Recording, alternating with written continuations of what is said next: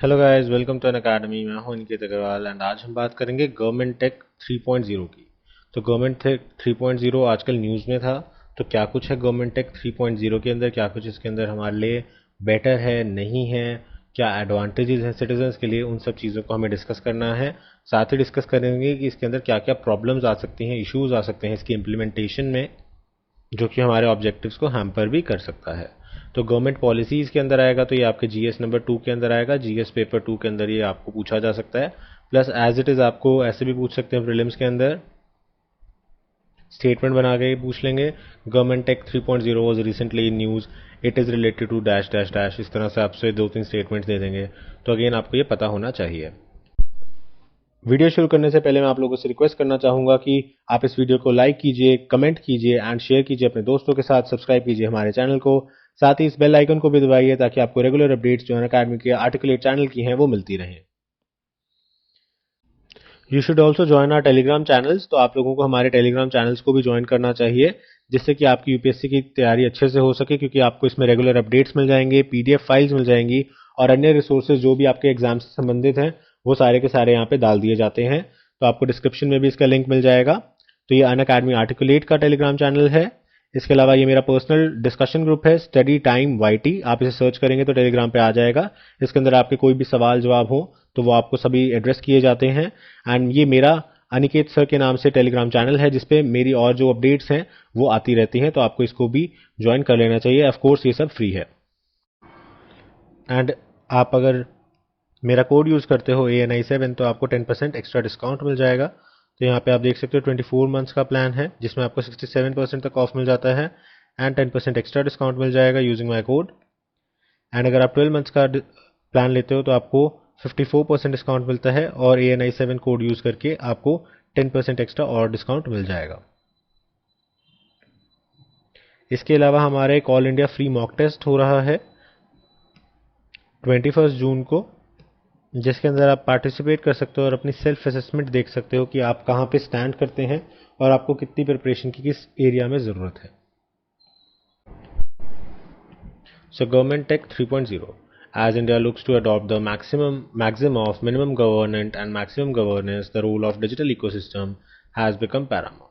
तो हम जैसे जैसे कहते हैं कि हमें मिनिमम गवर्नमेंट रखनी है और मैक्सिमम गवर्नेंस करनी है, मतलब कि चीज़ों को गवर्न अच्छे से करना है, एडमिनिस्टर अच्छे से करना है, तो उस टाइम पे हमें डिजिटल जो इकोनॉमी है, डिजिटल इकोसिस्टम है, सोशल मीडिया है, वो काफ़ी ज़्यादा हेल्प कर सकती है, काफ़ी ज़्यादा उस रोल को निभाने में हेल्प कर सकती है।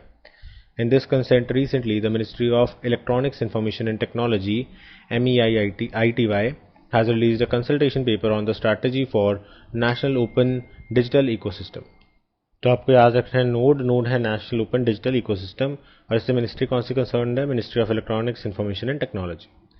नोड को ही हम गव टेक 3.0 बोलते हैं, यानी कि गवर्नमेंट टेक 3.0। सो नोड और gov tech 3.0 is defined as open and secure delivery platform anchored by transparent governance mechanism which enable a technology collaboration among citizens, business and governments to transform societal outcomes.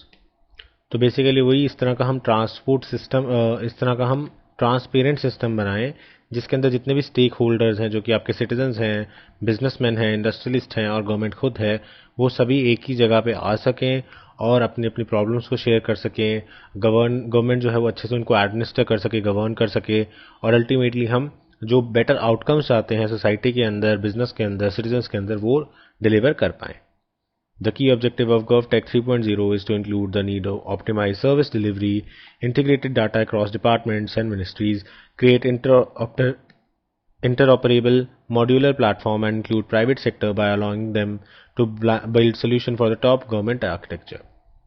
तो basically हम क्या चाहते हैं कि जैसे कि कोई भी MNC है, सपोज गूगल है या कोई भी और है, तो वहाँ पे क्या हो रहा है कि आपका जो डाटा है उसको बहुत ज़्यादा यूज़ किया जा रहा है। अगर आप एक शर्ट को सर्च करते हो तो आपको उस शर्ट से रिलेटेड रिकमेंडेशंस आने लग जाते हैं, किसी भी शॉपिंग ऐप पे जाते हो तो उससे रिलेटेड आपको ऐड आने लग जाती है एंड सो ऑन। तो इस तरीके से उन्होंने डाटा इंटीग्रेशन किया हुआ है, डाटा माइनिंग करते हैं और उस डाटा का यूज़ करते हैं। तो गवर्नमेंट भी इस तरह का कुछ कर पाए जिससे कि वो बेस्ट सर्विसेज जो हैं, गवर्नमेंट की सर्विसेज जो बेस्ट तरीके से सिटीजन्स को डिलीवर कर पाए। तो उसके अंदर जितना भी गवर्नमेंट का डाटा है, डिपार्टमेंट्स का डाटा है, मिनिस्ट्रीज का डाटा है, उन सबको हम इंटरकनेक्ट कर सकें प्लस इसके अंदर अगर हम प्राइवेट सेक्टर को जोड़ना चाहें तो प्राइवेट सेक्टर को भी जोड़ सकते हैं, क्योंकि जैसा मैंने आपको पहले भी बताया, आप स्टेटमेंट लिख सकते हो हमेशा गवर्नमेंट से रिलेटेड जो भी काम होता है कि government's work is not to do business, ठीक है, या फिर government's business is not to do business. Government का काम बिजनेस करना नहीं है, बिजनेस को मैनेज करना है। तो बिजनेस आप कराइए प्राइवेट लोगों से, आउटसोर्सिंग कीजिए, जो आपको करना है करिए, लेकिन अल्टीमेटली आपको मैनेज करना है। तो गवर्नमेंट अगर ये सारा कुछ खुद से करने लग जाएगी, इतना ज्यादा हाईटेक काम खुद से करने लग जाएगी, तो इनको एम्प्लॉयज चाहिएंगे, फिर उसके अंदर नेपोटिज्म देखने को मिलेगा एंड सो ऑन, तो वो चीजें उतनी इफेक्टिव रूप से नहीं हो पाएंगी। लेकिन अगर किसी प्राइवेट कंपनी को हम साथ में जोड़ लेते हैं तो वो अच्छे से इस काम को कर पाएगी।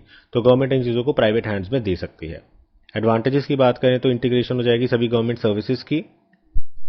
The advantages of building node is illustrated citing the example of e transport project of the ministry of road transport and highway. So MoRTH जो प्रोजेक्ट है ministry of road transport and highway, इन्होंने एक ई transport project बनाया था, उसका example से हमें समझाने की कोशिश की गई है। The ministry helped digitize the issuing of vehicle registrations and driver licensing, make it easier for citizens to obtain them and create dashboards with analytics.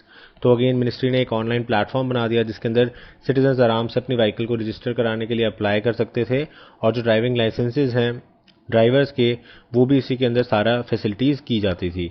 तो उससे दोनों के लिए बहुत ज़्यादा आसान हो गया, और साथ ही एक डैशबोर्ड भी बनाया गया जिसके अंदर सारे एनालिटिक्स आ जाते हैं कि किस एज ग्रुप के लोग हैं जो अप्लाई कर रहे हैं एंड सो ऑन।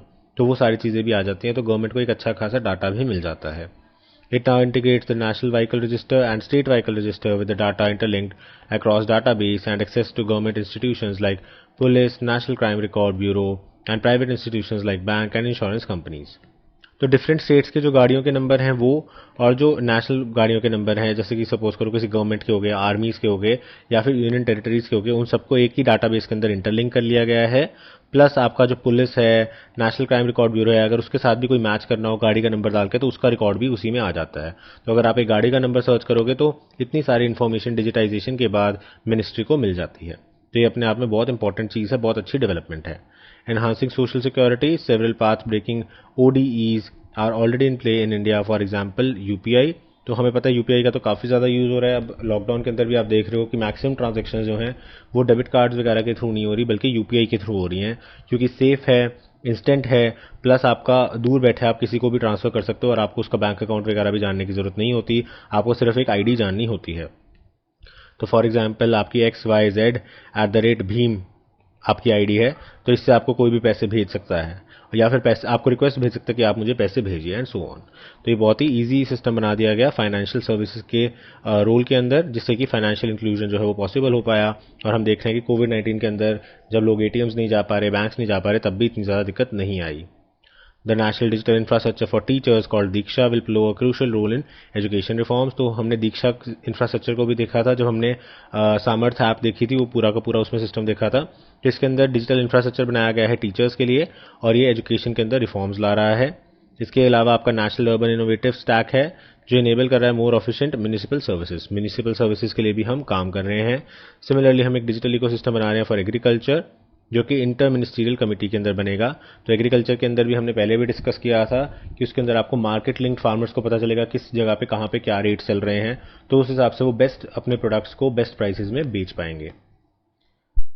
आगे अगर हम बात करें इश्यूज की, तो इसमें इश्यूज भी काफ़ी सारे हैं। जैसे कि सबसे पहला तो प्राइवेसी इश्यूज है। तो हमें पता है कि के पुट्टास्वामी के केस के बाद आपका जो राइट टू प्राइवेसी है वो फंडामेंटल राइट बन गया है, और it is protected under article 21 of the constitution.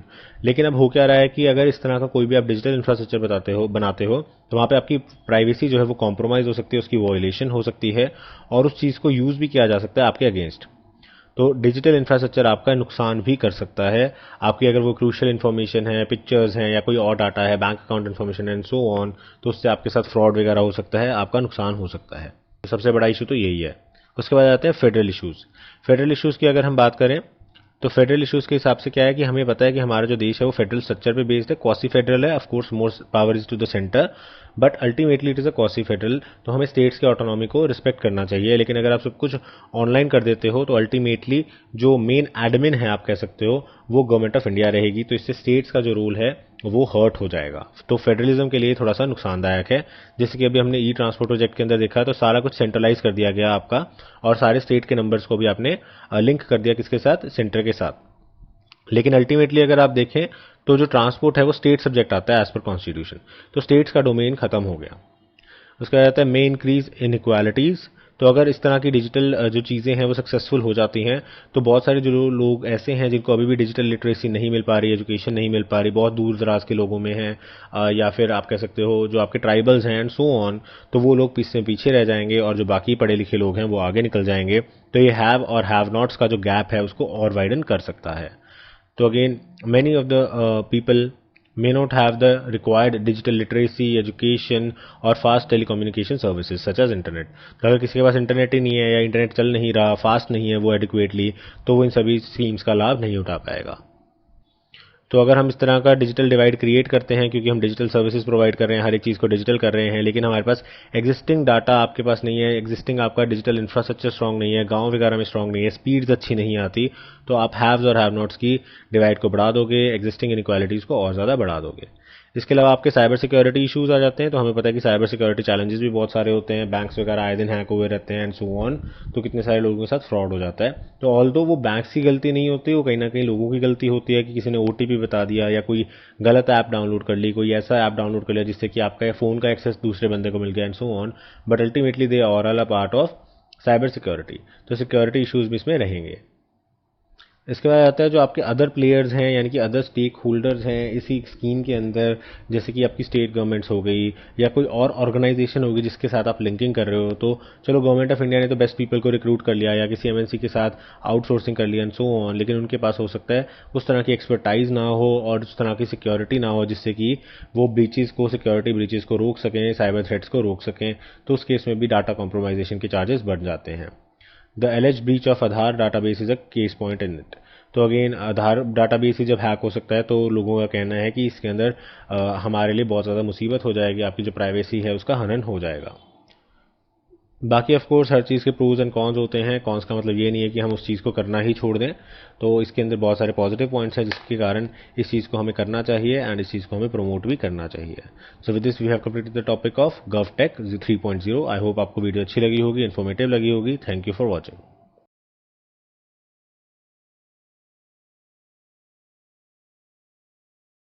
तो देखिए सबसे पहली जो चीज़ है वो है कि आप अपने फेवरेट टीचर से सीख सकते हैं। तो इसके अंदर कोई टीचर्स के ऊपर बंदिश नहीं है। बहुत बार ऐसा होता है कि आप ऑफलाइन कोचिंग में जाते हैं और आपको वहाँ पे पॉलिटी पढ़ाने वाले सर जो हैं वो अच्छे लगते हैं और उनका पॉलिटी आपको समझ में भी आता है, लेकिन हो सकता है इकोनॉमिक्स या हिस्ट्री या कोई और सब्जेक्ट है जो आपको नहीं समझ में आता, या आप उन टीचर से नहीं समझना चाहते, किसी और टीचर से पढ़ना चाहते हैं। तो उस केस में आपको एक्स्ट्रा खर्चा करना पड़ता है, कहीं और जाना पड़ता है। लेकिन अनअकैडमी प्लस में ऐसा नहीं है। आपको जिस भी टीचर से जो सब्जेक्ट समझ में आता है आप उससे वो पढ़ सकते हैं। तो आपने ए टीचर से सपोज कीजिए पॉलिटी पढ़ा, आपको अच्छा लगा, लेकिन ए टीचर का ज्योग्राफी आपको अच्छा नहीं लगा, तो आप किसी और बी टीचर के पास जाकर भी उस सब्जेक्ट को पढ़ सकते हैं और उसमें कोई रिस्ट्रिक्शन नहीं है कि आप कितनी मर्जी बार टीचर्स को स्विच कर सकते हैं। अपने हिसाब से जो आपको बेस्ट कॉम्बिनेशन ऑफ टीचर्स लगता है आप उनके जो लेक्चर्स हैं वो देख सकते हैं और अपना सिलेबस घर बैठे बैठे आराम से पूरा कर सकते हैं। सेकंड, यहाँ पे आपको डेडिकेटेड डाउट क्लियरिंग सेशंस मिलते हैं। तो यानी कि आपके सारे डाउट्स जो हैं वो टू द पॉइंट बिल्कुल साथ के साथ ही निपटारा कर दिया जाता है। तो निप इन द बड हो जाता है, ताकि कोई भी डाउट ऐसा ना हो जो लिंगर ऑन करता रहे और बाद में आपको प्रॉब्लम क्रिएट करे, रिवीजन के टाइम पे आपको प्रॉब्लम आए। तो आपके सारे डाउट्स को स्पेसिफिक सेशंस के अंदर कंप्लीटली कवर कर दिया जाता है। अगेन जो बहुत बार आपकी ऑफलाइन क्लासेस हैं उसमें ऐसा नहीं हो पाता क्योंकि बच्चे बहुत ज़्यादा होते हैं, लेकिन यहाँ पे ऐसा कुछ नहीं है। यहाँ पे आपका क्लियरिंग डाउट सेशन चलता रहेगा, आपके डाउट्स जो हैं वो क्लियर होते रहेंगे।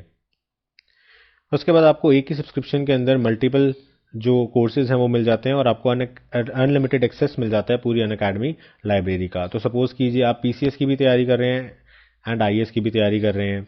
अब आईएएस के बीच में आपके यूपी पीसीएस का एग्ज़ाम निकल आता है, तो उस टाइम पे आपको यूपी पीसीएस के लिए कोई स्पेसिफिक कोर्सेज देखने हैं, स्पेसिफिक लेक्चर्स देखने हैं, तो आप वो भी इसी सब्सक्रिप्शन के अंदर देख सकते हैं। तो एक ही सब्सक्रिप्शन आपको अलग अलग एग्जाम्स की तैयारी बेसिकली करा रही है।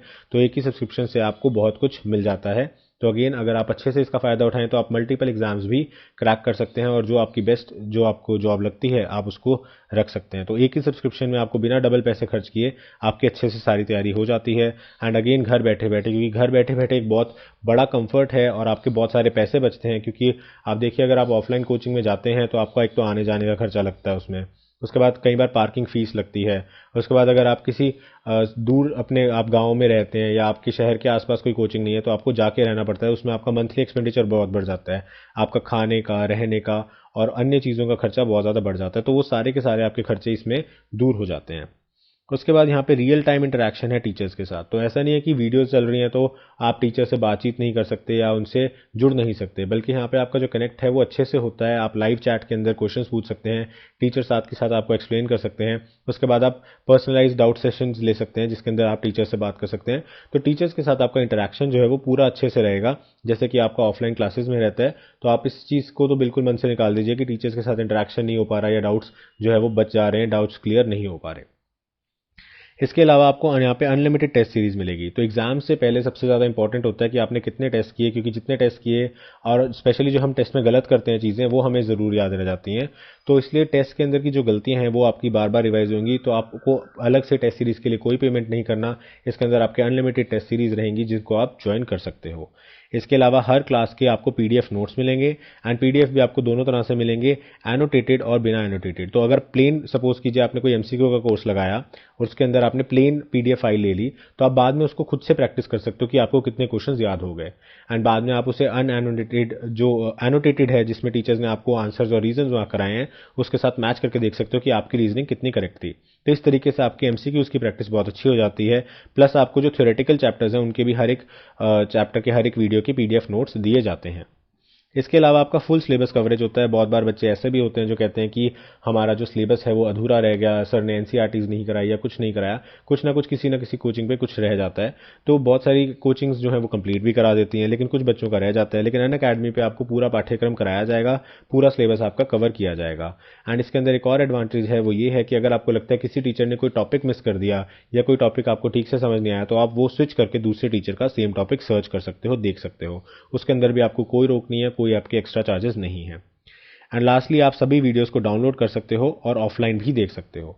ये अगेन बहुत इंपॉर्टेंट चीज़ है, स्पेशली उन लोगों के लिए जो कि किसी रिमोट एरिया में रहते हैं या फिर किसी भी रीजन से वहाँ पे इंटरनेट की रिसेप्शन अच्छी नहीं आती। जैसे सपोज करो अभी साइक्लोन वगैरह आ गया था, तो इंटरनेट रिसेप्शन जो थी बहुत सारे एरियाज़ में इंडिया में, वो कोस्टल एरियाज़ की तरफ वो काफ़ी ज़्यादा डाउन हो गई थी। उस केस में अगर आपने सब कुछ डाउनलोड करके रखा हुआ है तो आपका सिलेबस, आपकी पढ़ाई नहीं रुकती और आप साथ के साथ उन चीज़ों को रिवाइज कर सकते हो, उन चीज़ों को देख सकते हो, और आपका जो पढ़ाई का नुकसान है वो कहीं ना कहीं अवॉइड हो जाता है। प्लस आपका डाटा भी बचता है। तो अगेन क्योंकि आप बार बार अगर चलाओगे तो आपका डाटा यूज़ होगा, तो उस केस के अंदर आप एक बार ऑफलाइन सेव करके रख लोगे तो उसे जितनी मर्जी बात आप रिपीट पे चला सकते हो और ऑफलाइन सारी की सारी वीडियोज़ को देख सकते हो। तो ये अगेन एक बहुत बड़ा एडवांटेज होता है। तो ये कुछ एडवांटेजेस मैंने बताया आपको क्यों ज्वाइन करना चाहिए अनअकैडमी प्लस। अगर आपको लगता है कि अनअकैडमी प्लस का सब्सक्रिप्शन अच्छा है, आप हमारी वीडियोस देखते हो, हमारी क्वालिटी देखते हो, तो आप ज्वाइन करेंगे तो आपको 10% एक्स्ट्रा डिस्काउंट मिल जाएगा यूजिंग द कोड ANI7। तो इस कोड से आपको 10% एक्स्ट्रा डिस्काउंट मिल जाएगा। तो आपका जो नेट अमाउंट है वो काफ़ी कम आ जाता है। और मैंने आपको शुरू में भी जैसा बताया था, अगर आप 2 साल का सब्सक्रिप्शन इकट्ठे ले लेते हो तो आपको 75% तक डिस्काउंट मिल रहा है और प्लस 10% एक्स्ट्रा डिस्काउंट भी मिल रहा है यूजिंग द कोड ANI7। तो अगेन ये बहुत अच्छी डील है अगर आप किसी भी कॉम्पिटेटिव एग्जाम की तैयारी कर रहे हो। सो आई होप आपको वीडियो अच्छा लगा होगा, इन्फॉर्मेटिव लगा होगा। Thank you for watching this video and have a nice day.